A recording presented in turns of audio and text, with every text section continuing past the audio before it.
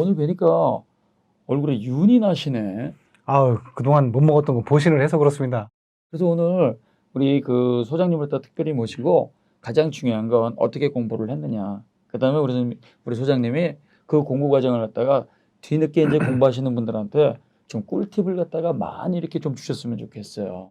팁은 교수님께서 드리는 게 더 나을 것 같습니다. 아닙니다. 저는 어차피 저는 가르치는 교수님이 사람이고. 시키는 대로만 했는 건데. 지금 싸우자는 거야?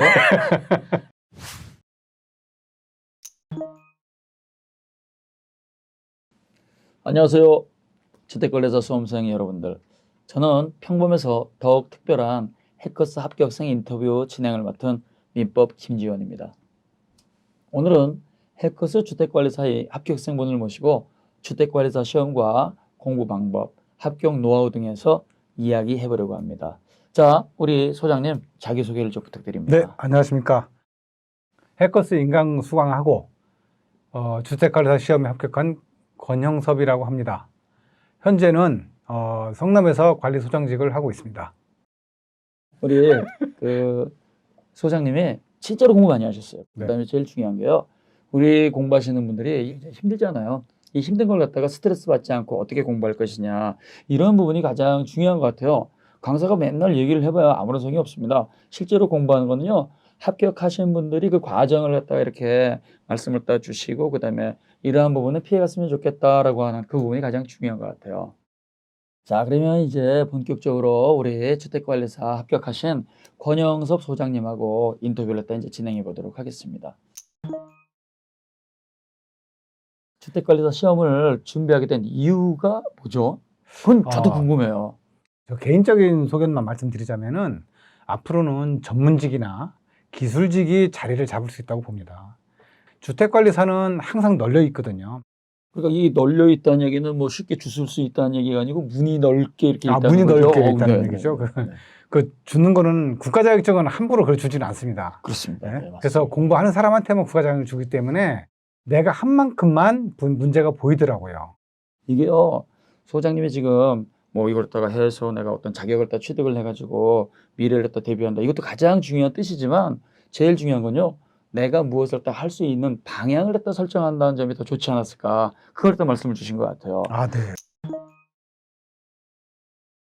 자, 근데 해커스는 그거 왜 오셨어요? 해커스는? 해커스는요. 네. 많은 그 수험생들이 고민하는 것 중에 하나인데 어디를 갈까 고민을 많이 하시고 그러거든요. 저도 사실 그렇게 했습니다. 그런데 해커스는 교재가 단원별로 핵심 요약 정리가 참 잘 돼 있습니다. 저도 그렇게 했기 때문에 이해력이 빠르고요. 단원 요약 정리가 해커스만큼 잘 된 데가 없었습니다. 그래서 저는 해커스를 그래서 선택하게 됐습니다. 그렇죠. 저희도 이제 그 강의를 하게 되면 학원에 오시는 가장 커다란 이유는요, 그 방대한 범위를 줄여야 돼요. 어차피 시험은 자격을 따 취득하는 것이고 기본 요건을 따 충족을 하는 건데 점수거든요. 그 점수를 따 얻을 수 있을 만큼의 그 분량을 내야지 뭐 2000페이지 갖고 와서 여기 다 있습니다 이렇게 이해하고 그 교재에 틀린 부분을 갖다가 걸러내지 못한다고 하면 그 교재는 합격으로 가는 게 아니고 불합격으로 등을 떠다 미는 거예요. 그래서 잘 오신 거예요. 아유, 네. 그래서 합격한 것 같습니다. 그리고 이렇게 그 소장님이 이렇게 계시지만 제일 중요한 건요, 이것이 새롭게 공부하시는 분들한테는 하나의 방향 설정에 아주 중요한 참고 자료가 될 것 같아요. 저희 해커스 강의로 공부하고 이렇게 합격하시면서 해커스가 갖고 있는 장점이라고 한다면 어떤 걸 갖다 이렇게 그 장점으로 이렇게 그 들어줄 수 있나요? 커리큘럼, 그다음에 교수님들의 강의가 제가 생각할 때는 국보급 강의라. 그래서 하여튼 강의 부분들은 진짜 잘하십니다. 나름대로 제가 국보급이라고 제가 말씀드린 이유는 교수님들이 시키는 대로 교수님이 진행되는 대로만 공부를 하면은 고득점이 나오더라고요. 한 2개월, 3개월 지나면은 여러분들도 충분히 고득점 맞을 수 있는 그런 실력을 갖추게 될 거라고 좀 판단이 합니다. 권 소장님께서 강사들이 뭐 국보급이다 이렇게 말씀을 주셨지만 더 열심히 해라 이렇게 그 보이지 않는 채찍이라고 제가 받아들일 것 같고요. 네. 우리 그 소장님도 어떻게 보면 공부를 다 하시면서 스트레스도 조금 있었을 거거든요. 어떤 부분이 이렇게 공부할 때 힘들던가요? 사실 주택관리사 공부를 하다 보면은 옆눈질 겹눈질 할 시간이 없더라고요. 그리고 내가 그 공부를 하면서 스트레스 받는다고 그러게 되면은 공부가 할 수도 없고요. 그렇죠. 그러니까 거기에 전념하고 그 교수님 말씀하신 것만 따라가다 보면은 스트레스 받는다. 그거는 공부를 안 하면은 스트레스가 생각이 나는 거고요. 공부를 하면 스트레스를 안 받습니다. 우리가 어느 하나의 목표를 위해서 공부를 한다고 한다면 결과가 나오기 전까지는 그 중간중간에 빠질 수 있는 스트레스가 굉장히 많거든요. 그게 가장 그 커다란 그 스트레스가 뭐냐면 점수가 안 올라갈 때. 그다음에 내가 이 길을 갖다 제대로 가는지 이걸 진짜 잘 이렇게 넘겨가시는데 강사진 입장에서는 이걸 갖다가 한번 여쭤보고 싶어요. 네. 뭐냐면 그 내가 점수가 안 나왔다. 그럼 그걸 어떻게 보완을 했느냐. 사실 공부하시는 분들은요. 합격도 중요해요. 내가 어떻게 할 것인가라기보다도 그냥 교수님 말만 믿고 가는 게 최선의 방법인 것 같아요. 그 수험생들끼리 또 그런 얘기를 해요. 뭐 오답 노트를 만든다? 아니면 너가 공부한 거를 정리를 해서 다시 공부를 해라 그러는데 사실 공부를 하다 보면 교수님 강의 들을라? 또 교수님이 하시는 그 문제집 또 볼라? 특강이라든지 여러 가지 하다 보면은 그럴 틈이 없는데 거기에 내가 스스로 만드는 것보다 교수님 했던 자료만 성실하게만 보면은 고득점은 충분히 나올 거라고 저는 판단이 듭니다.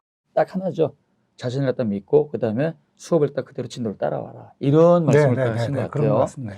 자, 그럼 이제 네 번째 질문으로 넘어가는데요. 우리 소장님 이제 주택관리사 자격을 취득하셨잖아요. 그러면 주택관리사 합격을 해서 취업을 하게 되면 네. 주로 어떤 일을 갖다가 하게 되나요? 주택관리사 합격을 하시게 되면은 아파트 관리 소장직을 맡아서 일을 하게 됩니다. 300세대 이상이라든지 아니면 150세대 엘리베이터가 설치된 데는 의무적으로 관리소장을 배치하도록 되어 있습니다. 그래서 합격을 하시면은 위탁사라든지 아니면 협회에 그 소장들 갖다가 모집하는 데가 많이 나와 있습니다. 그런 데를 참고를 하시면은 합격하시고 얼마든지 취직할 수 있는 그 길은 많이 열려 있다고 봅니다.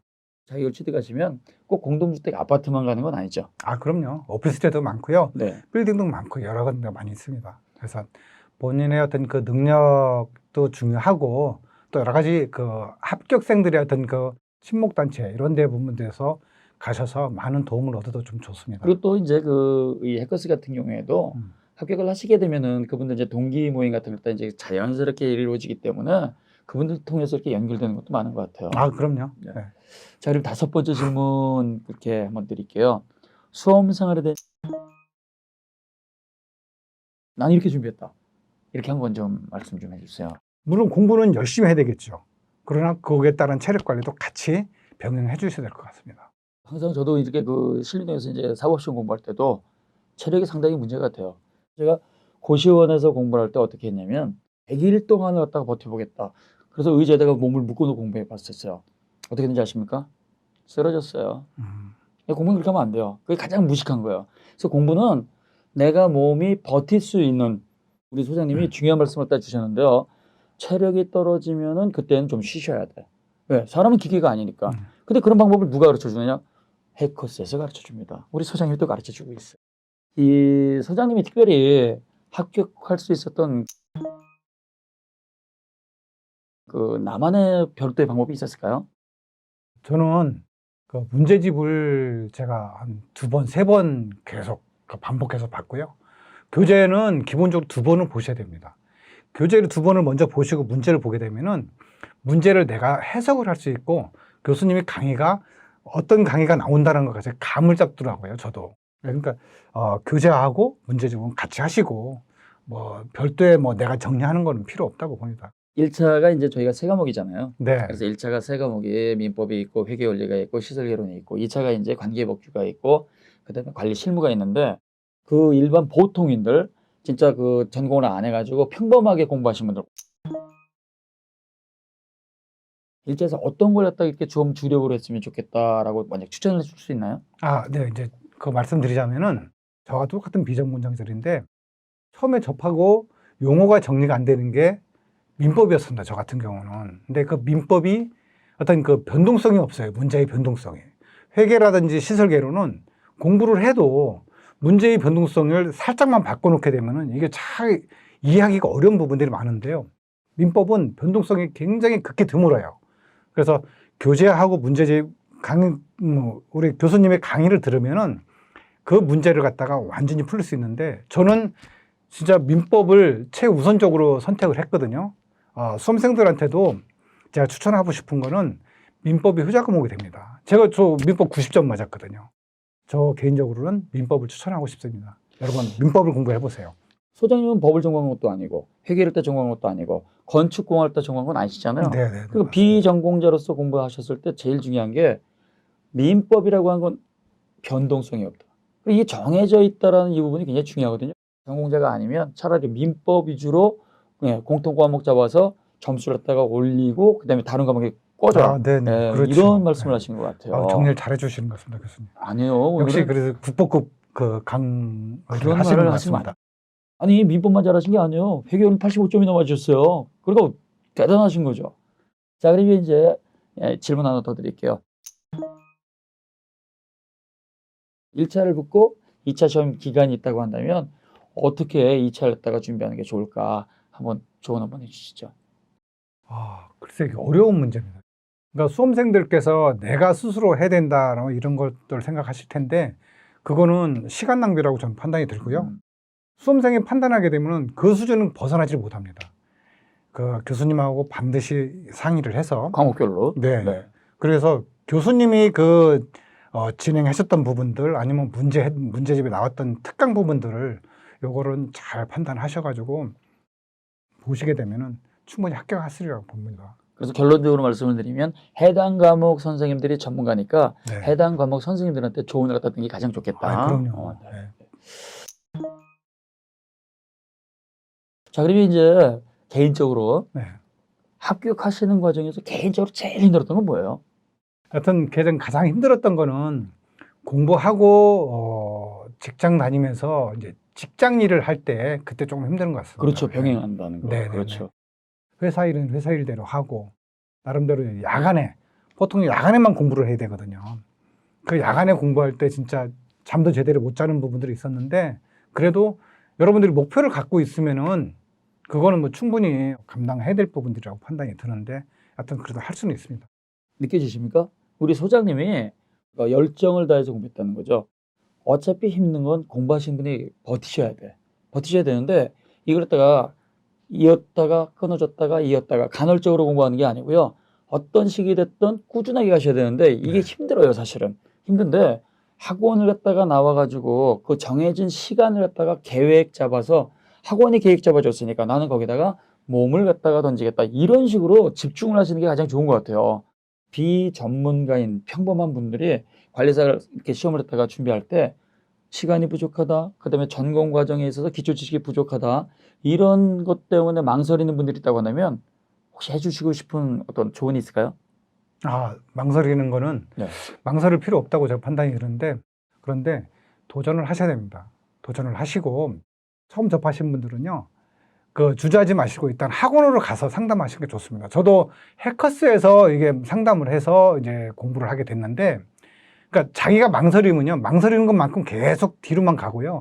재다 보면은요. 1년이 가고 2년이 금방 갑니다.